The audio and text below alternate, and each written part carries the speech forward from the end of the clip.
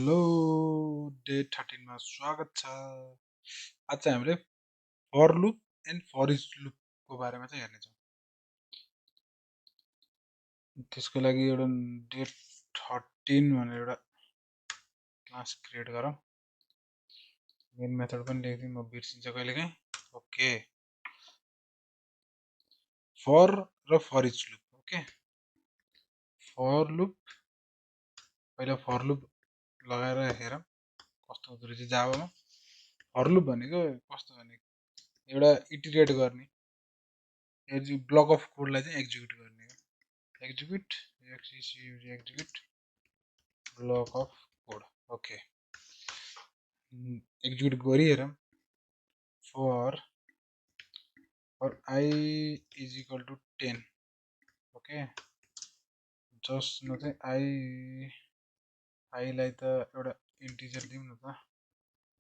I भनेको less or equal to i is greater than. Okay, greater than or equal to 0 i plus plus minus minus दिउँ। Okay, एउटा block of कोडलाई execute गर्ने हो, जसमा चाहिँ हामीले प्रिन्ट चाहिँ के गरौँ भन्दाखेरि आईलाई प्रिन्ट गरिदिउँ। त्यसपछि तल चाहिँ हामीले के लेखिदिउँ, happy birthday, happy birthday. Okay, celebration गरिदिउँ। ओके, लेट्स रन गरौँ। ओ सेट, के भनेछ, illegal start of expression, illegal start of expression. Okay, अब रन हुन्छ। ल गयो। हामीले के भनेको छ यहाँ भन्दाखेरि, अरे के हो आउँदैन त। हामीले के भने 10 बाट सुरु गर, 0 सम्म जा, गर्दै गर्दै होइन। 10 9 यसरी गर्दै गयो, लास्टमा के प्रिन्ट भयो, ह्याप्पी बर्थडे भन्ने प्रिन्ट गयो। इटिरेट हुँदै गयो, इटिरेट हुँदै गएपछि यो ब्लक अफ कोड चाहिँ यो लास्टमा इटिरेट भइसकेपछि चाहिँ यो एक्जिक्युट भयो। यहाँ चाहिँ हामीले के गरौँ, लुपलाई 10 बाट चाहिँ माइनस प्रिन्ट गराइदिउँ। ओके, यो हो basics of for loop. Okay, अब फर इच लुप भनेको चाहिँ कस्तो भन्दाखेरि, मैले यसलाई कमेन्ट गरिदिएँ। फर इच लुप है त, फर, मैले यसलाई कमेन्टमा राखिदिन्छु। For each loop, for each loop भनेको चाहिँ हाम्रो स्पेसली के को लागि हुन्छ भने, एउटा एरेको लागि, एरे अर कलेक्सनको लागि चाहिँ युज हुन्छ। एरे अफ कलेक्सनको लागि चाहिँ स्पेसल्ली युज हुन्छ हाम्रो यो फर इच लुप चाहिँ होइन। यसलाई एकचोटि कोड गरेर हेरौँ, त्यसपछि बुझिहालिन्छ। मैले पहिला एउटा स्ट्रिङ बनाइदिएँ एउटा एरेको। ओके, एरेको स्ट्रिङ बनाइदिएँ के को भन्दाखेरि कारको। ओके, कारको स्ट्रिङ, एरे अफ स्ट्रिङ बनाइदिएँ, जसमा चाहिँ मैले एउटा रेन्ज रोभर भन्ने राखेँ। अर्को मैले के राखेँ, एउटा टाटा भन्ने राखेँ। ओके, अर्को मैले के राखेँ भन्दाखेरि औडी भन्ने राखेँ। अर्को मैले लास्ट के राखेँ, अर्को Mercedes spelling it's okay, compromise होइन। त्यसपछि यहाँ कमा दिन छुटेछ। ओके, यति भइसकेपछि अब फर इच लुप कस्तो भनेको प्रत्येक इलिमेन्टलाई इटिरेट गर्ने हो कि होइन।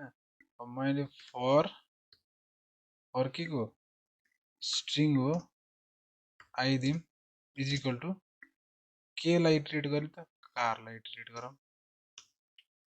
ओके, अनि के प्रिन्ट गरौँ, आईलाई प्रिन्ट गरिदिउँ। Okay, that's it. यहाँ किन एरर आइरहेछ हात देखाइरहेछ फर स्ट्रिङ आएको लागि चाहिँ यहाँ इजिकल टु चाहिँ हुँदैन ओके सेम सेम सेम हो इटरेट गर्ने त्यो फर र फर इज लुपले चाहिँ एउटै काम गर्ने हो तर इलिमेन्ट वाइज इटरेट गर्ने काम चाहिँ फर इजले गर्छ भने एउटा ब्लक अफ कोडलाई एक्जिक्युट गर्ने काम चाहिँ फर लुपले गर्छ अनि लेस फ्लेक्जिबल चाहिँ हाम्रो के हुनुहुन्छ भने हाम्रो लेस फ्लेक्जिबल हाम्रो फर लुप भयो फर इज लुप भन्दा रन गरेर हेरौँ same Range Rover Tata Audi Mercedes आयो इटरेट गर्यो तर यो भनेको त स्पेसल्ली फर इच लुप भनेको त स्पेसल्ली हाम्रो एरे कलेक्सनको लागि हो नि त त्यसको लागि त हामीले कलेक्सन फ्रेमवर्क भन्ने छ जाभामा त्यो अनुसार चाहिँ इम्प्लिमेन्ट गरौँ है त त्यो अनुसार इम्प्लिमेन्ट गरी हेरौँ न त कलेक्सन फ्रेमवर्क डेमोबाट लगाइदिउँ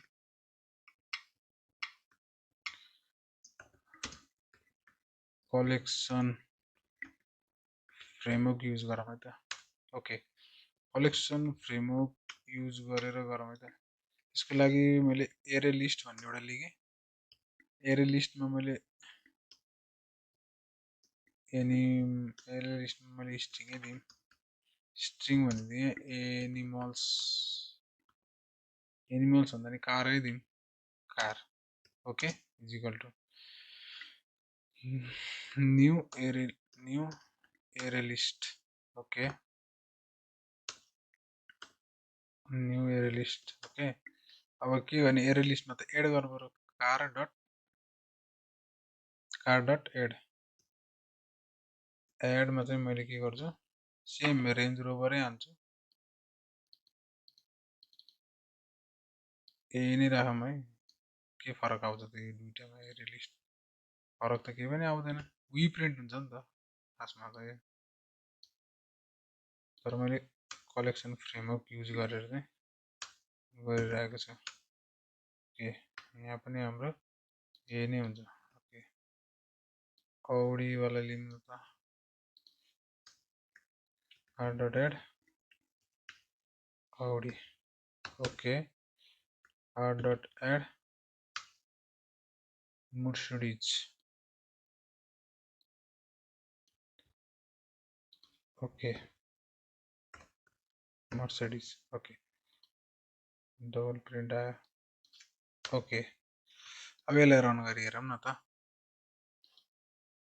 रन अहिले हुँदैन रन गर्न के गर्नु पर्यो फेरि इटरेट त गराउनु पर्यो फर इच लुपले भनेपछि फर सेम हो सेम प्रोसेस मैले यसलाई नि तानिदिन्छु ल control C control B that's it okay okay run गरेर हामी जस्तो यहाँ आयो नि Range Rover Tata Audi Mercedes same print हुन्छ तर मैले पहिला यस्तो गरौँ न त टाटालाई यहाँ राख्छु तलपट्टि थर्डमा टाटालाई राखेँ अनि ताकि आएको त चिन्नु पऱ्यो नि त औडीलाई मैले माथि राखेँ सेकेन्डमा औडी छ होइन हाम्रो ओके रन सेकेन्डमा औडी छ यसले रन गरायो ओके रन गरेर मैले फेरि एकचोटि सेकेन्डमा औडी आयो थर्डमा टाटा आयो बेसिकली यही नै हो फर इच लुपको बारेमा खासै डिफ्रेन्स भनेको फ्लेक्सिबिलिटीमा त मात्रै डिफ्रेन्स छ अरूमा खासै डिफ्रेन्स छैन फर इच लुप भनेको इटरेट गर्ने इलिमेन्ट थ्रु इटरेट गर्छ भने फर भनेको हाम्रो के हो एउटा ब्लक अफ कोडलाई चाहिँ एक्जिक्युट गर्ने काम गर्छ ओके थ्याङ्क यू गिटहबको लिङ्क चाहिँ डिस्क्रिप्सनमा छ कोडहरू डाउनलोड गरेर हेर्नु होला रन गर्नु होला थ्याङ्क यू